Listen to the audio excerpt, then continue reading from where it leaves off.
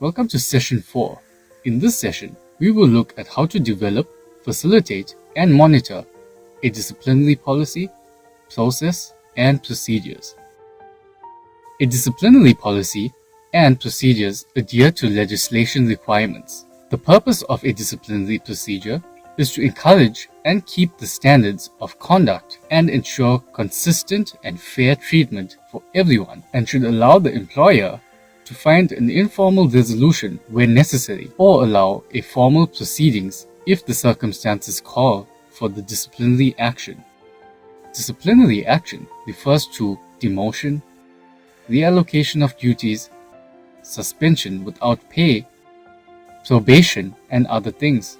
But warnings are not included at all, regardless of whether it is oral or written. All employers need to give employees a written document with information on how the company carries disciplinary procedures. Not doing so can result in the tribunal making an additional compensation award. The standard procedures for disciplinary procedures, according to the Schedule 2 of the Employment Act of 2002, is a 3-step process.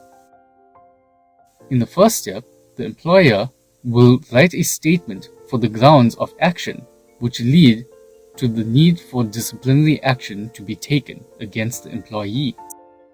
A copy of this must be sent to the employee, inviting them to attend a meeting to discuss the matter. The second step is where the meeting takes place before any action is taken, unless the disciplinary action is suspension.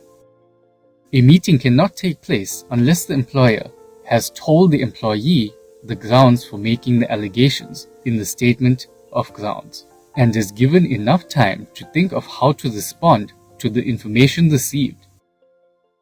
The employee is responsible for taking the necessary actions to attend the meeting, where the employer will inform him on the decision and notify him on his right to appeal.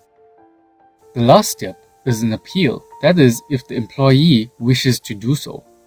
He must inform the employer, and that will lead to an appeal meeting. The appeal meeting can take place after dismissal or after the disciplinary action has been taken.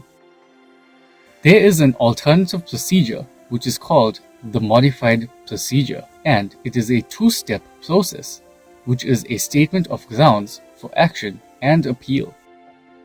There are specific requirements that apply to all the stages of taking disciplinary action, and they should be followed at all times for efficiency and to comply with the Act. The priority should be to help the employee improve their behavior while ensuring that they understand what they did wrong and how to better themselves to work according to the company's standards. The employer should make note of the date the issue was discussed and what action was agreed upon with a written confirmation to the employee.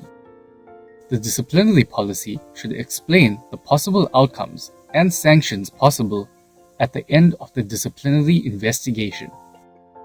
If the manager or the supervisor considers the complaints false or unproven, then all reference to the investigation will be removed from the employee's file, and the letter should be written to the employee confirming that no action will be taken. The employee can appeal to any disciplinary sanction. The disciplinary policy should include an internal appeal process. Management should have frequent training with their employees on the disciplinary policy and its procedures. This can be done in a fun way with the use of case studies or role play. The disciplinary policy and procedures should be included in the employee handbook. This session has come to an end. We will take a break and continue in the next session.